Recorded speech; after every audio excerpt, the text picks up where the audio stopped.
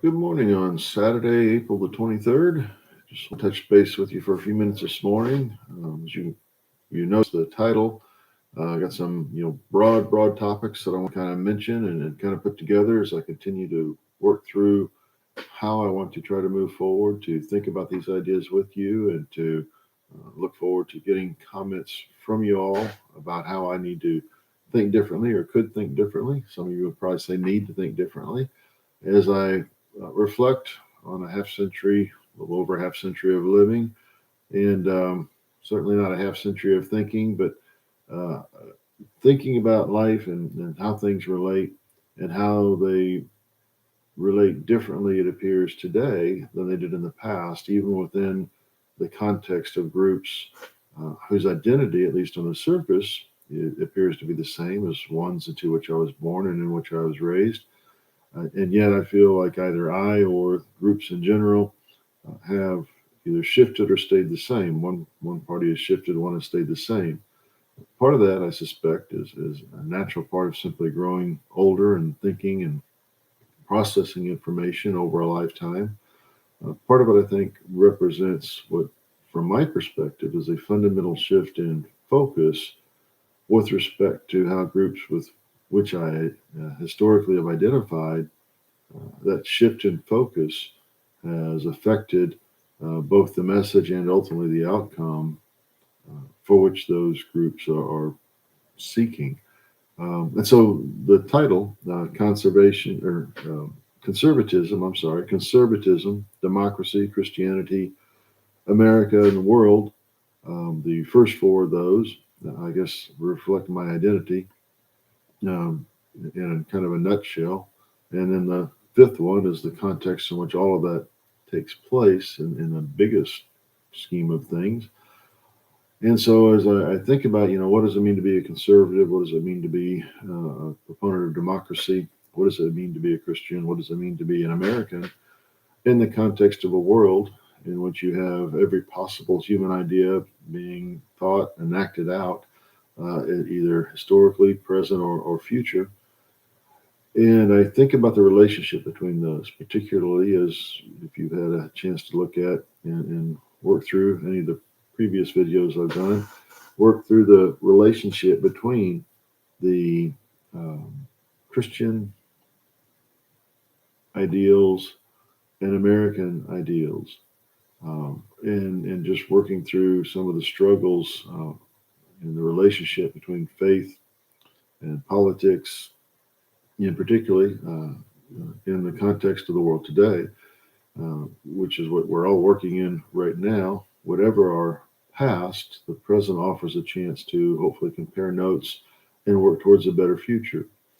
One of the things that I would suggest is that the relationship between the Christian and America is somewhat unique, at least in the historical retelling or telling of the American story, in the history and the founding of America as a European colony, particularly a British colony, and the relationship between the Europeans and the land that we now know as the United States of America, and in a broad sense, the whole North American and South American continents, but particularly with respect to the history of America. And of course, that's one of the big debates, the history of America, that we'll touch base on later, when it begins, how the story is told, etc. But one of the things I just want to think about quickly, briefly, is the degree to which, whether it's America or any other world, or country in the world, any other location in the world, in the history of the world, the present or the future of the world, to what degree are our identities formed by family, community, faith, and which influences one over the other. One topic that used to think about with people is, the relationship between culture and religion. Which one is primary? Is either of them primary? Are they both two sides of the same coin? Are they inextricably linked? Do we try to separate them, perhaps in America more than in other countries? And are we more or less successful at that? Are the ideals represented in the founding documents of America best reflected in a national context in which that relationship between culture and faith is more separated than perhaps any of us would want at a personal level. But the only way to facilitate perhaps the greatest possible expression of individual belief is at a national or any higher level, community, state, national, and all the divisions in between, that there has to be less insistence on a particular way of being faithful, of having faith. The higher up the chain you go, that we can associate in groups um, based on beliefs, and we can choose to associate in spite of differences in belief, or we can choose not to associate because of differences of belief. But at what point do particular belief systems, should particular belief systems be insisted on or forced on others who hold different beliefs? At what point does the whole democratic experiment of America break apart, fall apart, if in fact religious ideologies are insisted upon? And the reverse question or related question that I guess I wrestle with more than anything else at this point is, at what point does an insistence, forced insistence on particular beliefs, actually violate the very standards of Christianity, the very tenets of Christianity and of democracy writ large, uh, for which we claim to stand? At what point um, do we insist on ideas? Do we insist on policies, on beliefs, on actions that can only be fully entered into, fully be integrated into an individual's life because of belief and living out the implications of those beliefs? That if we insist on a surface veneer of adherence to a particular faith system, it's nothing more, and it misses the whole point of the faith system to begin with. And so, one of the several things, as I mentioned in previous videos, the relationship between the church and the state, between conservative evangelical Christianity and what has traditionally been identified as the conservative Republican Party. Uh, to me, the bigger concern is not the division between Democrat and Republican, it's the division between conservative Christianity and what now I guess is often referred to as mainstream or less conservative Christianity. The degree to which Christians are unable to sit around the table is a greater indictment of our condition as a people than the fact that Republicans and Democrats are having a hard time sitting around the table. And so all of these issues, as they feed together, I think we've gotten to a point where clearly, we're polarized. Everybody talks about how polarized we are. I'm not convinced from what reading I've had a chance to do that we're necessarily any more polarized than political entities were in the past. It's just that now with media, radio, television, now on up to iPhones, smartphones, and the internet and all the social media apps, et cetera, news is instantaneous, or information is instantaneous. Whether it's framed properly or incorrectly is another issue. But instead of waiting for 2 weeks for the paper to get out to the prairie to see what happened in Washington D.C., you know it as it happens.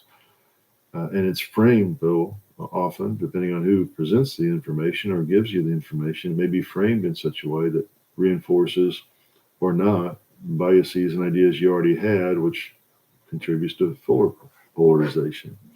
And there are all kinds of writers and thinkers about all these things, some of whom I'll be mentioning down the way as I've just been working through and trying to get a handle on some of the material out there.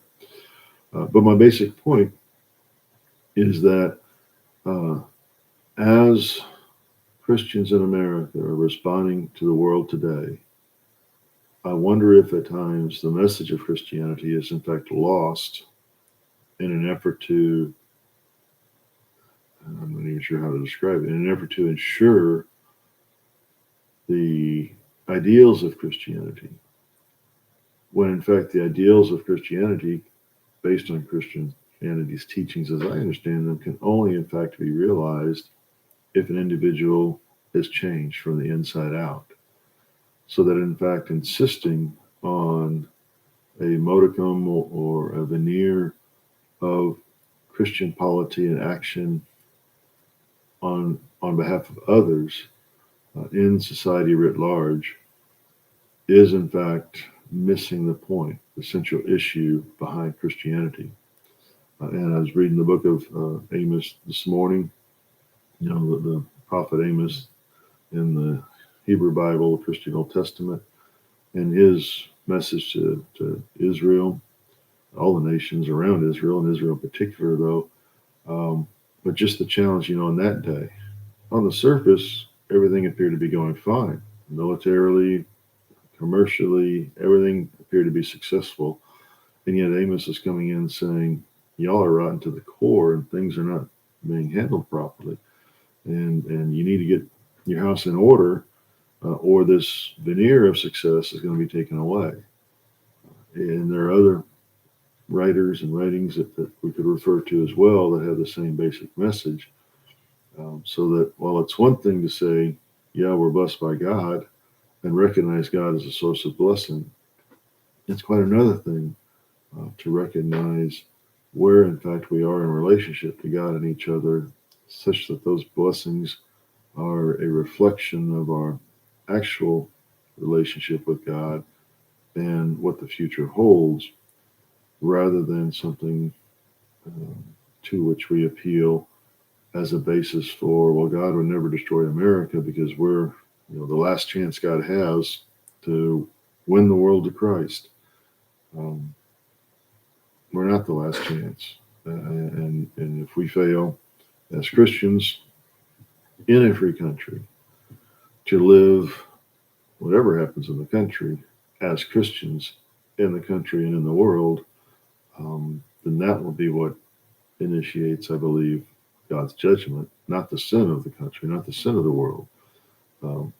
Sin has been here, since the beginning of practically the beginning of human presence on earth, from the Judeo-Christian perspective, with Adam and Eve.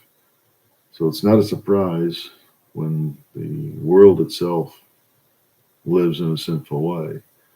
And it's not in and of itself always necessarily a call for judgment, although certainly there's God's judgment on sinful people. I mean, again, in Amos, the first few chapter or so are addressing judgment on surrounding nations.